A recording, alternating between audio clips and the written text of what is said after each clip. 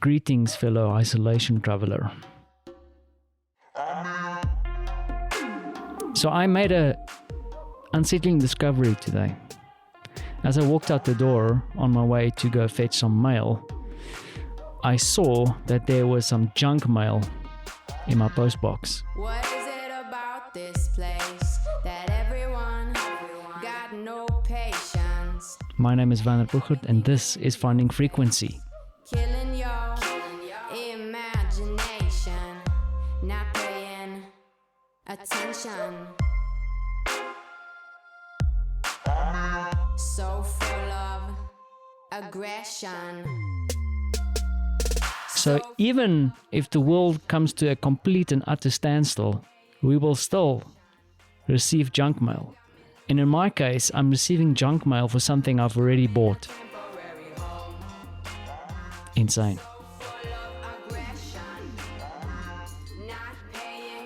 So I had to take a quick stroll down to the mail locker today to pick up a special parcel. It's a little green dinosaur. Now, I don't know if you've ever seen Toy Story. Now, in Toy Story, there's a dinosaur. I can't remember the character's name, but he's green, short arms.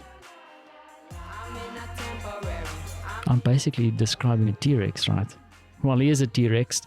And so over the last couple of days, I was in a bidding war. It was intense. I had to win. Even if I was going to pay 400 zloty for this dinosaur, I would make it mine. A little dinosaur. I'm here, no doubt, and I'm struggling like everyone. The pressure, the rush, is all too much, and it's killing your imagination. I might not be able to go out and hunt and gather for my family, but I will go out and win a small plastic dinosaur. Aggression. Victory. So full of aggression. Now, what is the extraordinary today, except for this little green dinosaur staring at me that I will have to put in a little box later on and then, quote, surprise my son with his new package that arrived. Today, I wanted to share the start of hopefully a few interesting things. I realized that on this journey, on episode 98, it's been you and me. I've been talking to you about me, about my experience in Poland. Now that has come to a grinding halt because I'm stuck in one small little apartment. I wanted to share my story, but perhaps I could cast the net a little bit wider and share a few stories. You see, I've got some amazing friends I want to introduce to you. People who I from time to time sit and wonder about. I wonder how they are handling this new experience that we are having.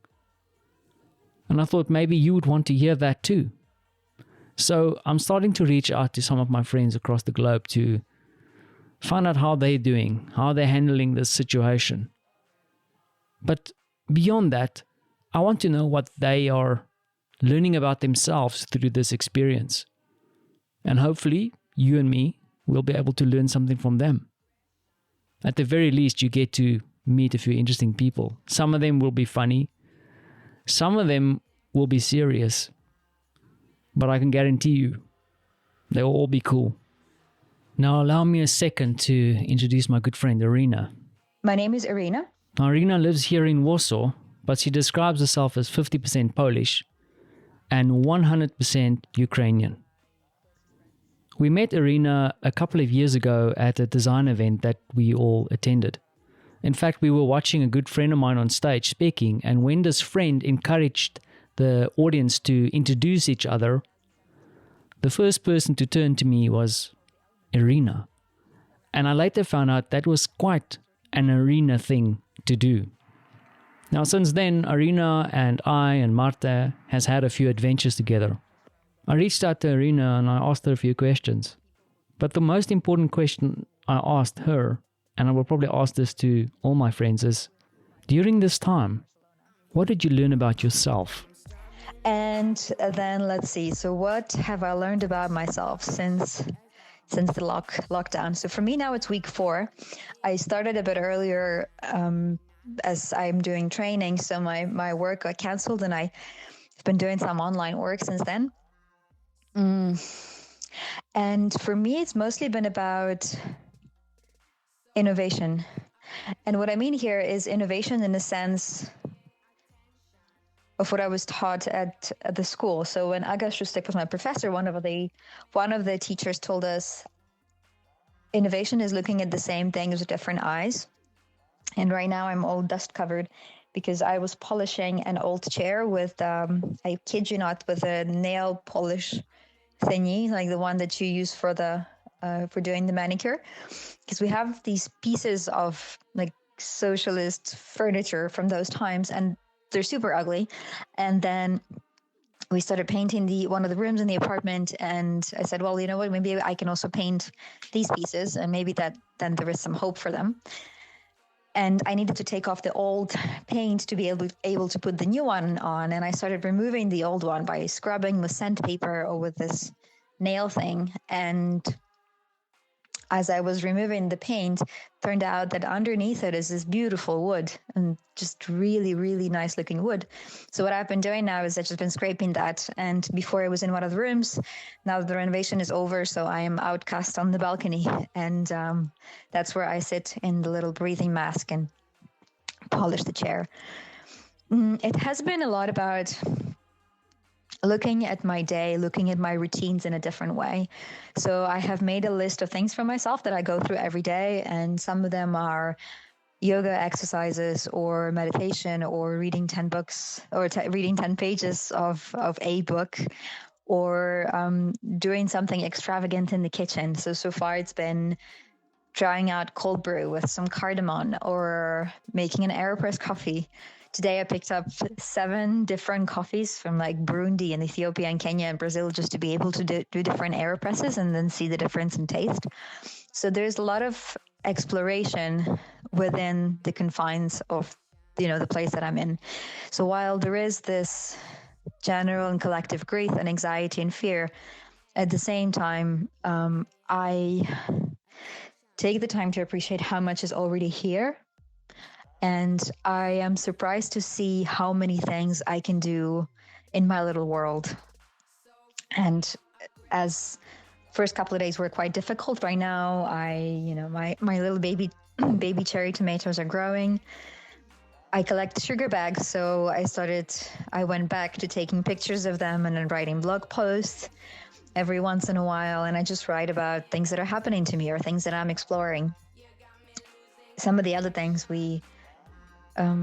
it's rediscovering all kinds of things and pushing the kind of boundaries. And I used to be scared of trying new dishes that I didn't know are going to work out. And at some point, with all this going on in the global pandemic, at some point you just go, well, what's the worst thing that would happen at this point? We will order Uber Eats or something if I really mess up, because there are 2 other people that they eat together with me. So it's been an interesting process, and it's been a lot of looking at things that are already here and appreciating how much I have got. While, yes, a lot of freedom and possibility has been taken away in a sense, but there are a lot of places I get to travel while not leaving my home, mostly with imagination. So that would be me. Thank you. Imagination, not paying attention. I never thought of it like that. Come to think of it, initially I thought I was trapped here in this small little apartment with my very patient wife and crazy little 3-year-old. But then again, last night I got to be a policeman, and then for a few seconds I was a bandit hiding underneath a blanket. And perhaps tonight I will become a dinosaur wrangler. We will break free from the bounds of this apartment and go wherever our imagination wishes to take us. So where are you off to?